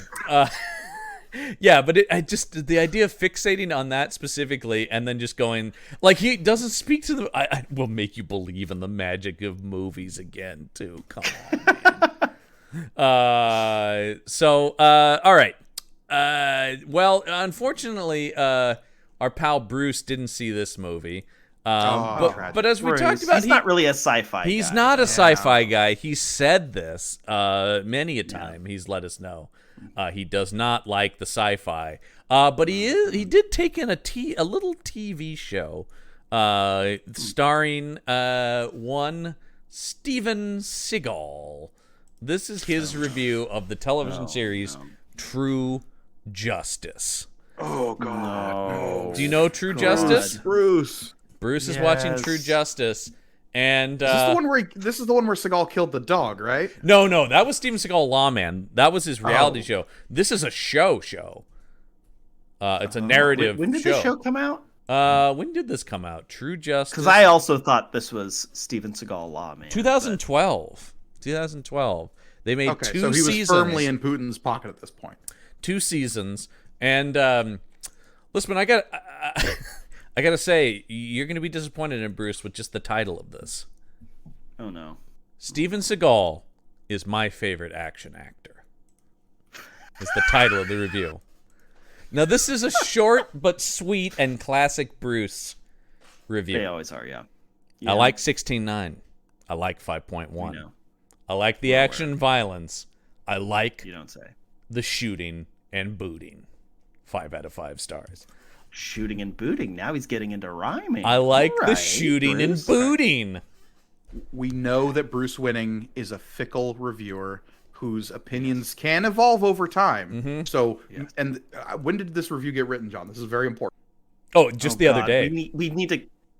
This is when? This is just the other. He just watched this show. This is a brand new Winning review. Oh no! This is gone down the rabbit hole. That was his most recent. That was his most recent. Am I going to have to construct the timeline of Bruce Winning, or maybe I should get another? Because sometimes I pull from all over the place, but yeah, that was his most recent review, right at the top. That was his 1397th review. That was his 2023 review of Steven Seagal. Yeah, of a Steven Seagal property. It's his. He's his favorite action. In 2023, he said Steven Seagal is his favorite action star. Yeah. That's crazy. That is a crazy thing to say. I'm going to go ahead and guess. Bruce does not keep up with the news. This is my theory. I'm not sure. Bruce does not strike me as a guy who's looking up a lot of what these actors are saying. I don't think Bruce is a very political guy. Now, I don't know. We don't know him, but that's just my speculation. He hasn't mentioned politics. That no, well, I mean, this is a guy who wrote glowing reviews of The Wire talking about the shooting and chasing scenes. He's also far more concerned about the technical aspects of the shooting and the punching and the driving, and not necessarily the world beyond that. As long as the shooting and booting is in 16:9 and 5.1, he's happy. Yeah, exactly. In fact, the most negative reviews he's given are not enough shooting. So, if anything, can't we look at Bruce Winning in a wistful fashion of what would it be like to live in a world in which we didn't know about Steven Seagal as a person? And you would it just be a better were focused? Oh, I think so. Yeah, I mean, this show would be a lot easier to do. Yes. If I had one wish that could be granted, I would wish Steven Seagal out of existence. Yeah. So Wing Commander, right? They never got a sequel, but let's imagine a world where they did get a sequel. So we're going to come up with the plot of what the continuation, not of the games, but of this movie specific continuity is. And the movie will be called, and I'm setting our handy dandy action movie title generator to sci-fi mode. And just to be clear, Wing Commander 2, the game, was Vengeance of the Kilrathi. Oh, that's pretty good. But how about, I'm going to hit generate on my sci-fi title here. Okay. Here it's coming. Tell me what Wing Commander : Longing for the Moon is. Ooh. Longing for the Moon. Fly me to the moon. All right. Gorgone's got something. Yeah. Okay. A la Moonfall. Okay. The moon, it turns out, yes. is an artificial construction Love it. around the Earth. Love it. We start in on some ancient alien bullshit, realizing that Earth has access to amazing super technology from a long extinct alien species. Yes. Great. Great. And the only person who can access it is someone with pilgrim DNA. Because the pilgrims discovered this technology, and it's what allowed them to become these like deific beings in the galaxy. Is this fusion with this technology? Ooh, yes. And Yes. We need an evil pilgrim now working with the Kilrathi, as was suggested here. 100%. And that, of course, as the new rules this season are, is played by one Eric Roberts. It has to be. Eric Roberts not only plays an evil pilgrim, he plays the first pilgrim who corrupted their whole society. Ooh, yes, he's responsible for the downfall. In the moon this whole time. And in a Darth Vader-esque twist, it's me, your grandfather, Chris. Right? He's the father of his pilgrim mother. They killed my daughter, so they must be destroyed. His daughter, who is Blair's mother. We kind of do the Guardians Volume 2 thing where he's like, we're the same, you and I, we can rule the galaxy. I mean, it's a Vader too, right? But it's sort of that thing where it's like, you need to embrace your pilgrim side and help me destroy these people. But they're my friends. This actually doesn't sound that bad. Also, the war with the Kilrathi is still going on. Yes. So a lot of the Admiralty is like, well, there's no such thing as pilgrims anymore. They're all dead. This can't be real. We have to deal with the Kilrathi. Right. Yeah. What's Maniac up to in this movie? That's my question. Maniac is befriending a Kilrathi turncoat who now we have a Kilrathi character and Maniac as the duo comedy pair in this film. Yes. And the Kilrathi sounds like Scooby-Doo. 100%. Lillard in both roles. It's a dual role situation. You know, there's something about you I really relate to.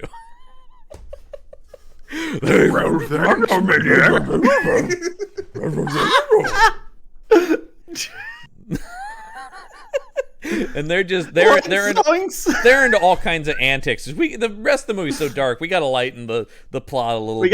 We gotta lighten it up a little bit with some bits. They have some bits involving some Kilrathi snacks. Yeah, exactly. Yeah. Kilrathi snacks. There you go, folks. That's Wing Commander longing for the moon. Oh, Listman, next week on the show, we wrap up Video Game Valentines. I think I might be ready to say goodbye to it. But not before we get, folks, Eric Roberts is in next week's movie. He's actually in next week's movie. And that's a little film called DOA: Dead or Alive. That is the official full title, DOA: Dead or Alive. But DOA is Dead or Alive. So why is it Dead or Alive: Dead or Alive? I have no idea. I have no idea. Okay, that's what I'm calling it. You're already thinking too much about this movie. Dead or Alive: Dead or Alive. Yes. Why are you all watching a bikini volleyball movie? I will say, based on what I've seen of this movie, it is trying to merge the two kinds of Dead or Alive. So it does have bikini volleyball, but it's also very much a martial arts movie. So it's that franchise started as a Street Fighter ripoff. Right. So everyone knows it as a volleyball franchise now. Here's but a movie it that's was a fighting. Here's a movie that's really trying to reckon with both parts of its franchise mythos. The true history of the franchise. Yes. Making also 13-year-olds very horny. Listman is really. There's a Kasugi in this movie. Oh my God. Kane Kasugi, son of Sho Kasugi, who we love on this show, and who we previously saw in Pray for Death, because his sons are both martial artists. So anyway, as always, I will ask you, is his son one of the bikini babes? I think so, yeah. But I will ask you, would you like the tagline, as always, to this movie? Lay it on me. The world's deadliest assassins will enter. Only the best will survive. Dead or Alive. DOA. Dead or Alive. Yeah, DOA: Dead or Alive. There you go. And joining us next week to wrap this up is Maggie Torres, who will, I'm sure, have better insights into the plot than either of us, as we've often. Of course. Whatever plot there is. She's a big fan of the video game, so yeah.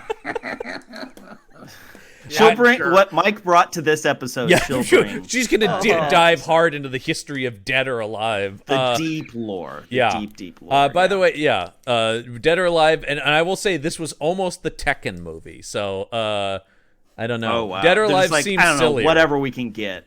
Oh, we can't get Tekken? All right, let's do Dead or Alive seems sillier. I think this is a silly way to end the show this month. So please tell me you're going to do a commentary on the Street Fighter movie. Yes. Yeah. We already talked about we're going to watch the Street Fighter movie. Okay, good. Yeah. Because we almost did Legend of Chun-Li on here, too. No, I know. There's a lot of stuff. There's enough to do another video game month, but I will say after this month, I'm like, maybe not anytime soon. You don't want to do the Uwe Boll month? Oh, God, we did talk about that. I don't know. Far Cry was pretty bad. That was the worst of this month so far. Easily the worst. You would have to do Blood Rain in that lineup, and that's just no. Yeah. Blood Rain is going to get done over on Meet the Monsters, unfortunately. You monster. Why would you inflict that on anyone, including yourself? Well, we're actually watching us, the monsters. We're actually watching all the Blood Rain movies over there. So. Oh, yeesh. Dude, we are exhaustive. Exhausted. Yeah. Anyway, so join us for the wrap up next week, but that is going to do it. Make sure you like and subscribe on whatever podcatching software you use. 5 stars, please. It really helps the show. But Gorgone, always a pleasure to have you on. Of course, you can hear Gorgone and Listman over on Material Components, also here on the Punch Up Entertainment Network. And you can hear Gorgone and I talking about Star Wars every week on May the Panel Be With You, both in podcast and video form on YouTube. You can actually find all of the podcasts over on YouTube as well. If you just, like I said, have a second screen experience or just want to keep this running in the background, the easiest and quickest way to access those podcasts at this point would probably be YouTube. Indeed. Yeah. But that's going to do it for this week's episode of The Action Shelf. I'm John Campbell. I'm Michael Listman. Till next week, get yourself some action. The Action Shelf.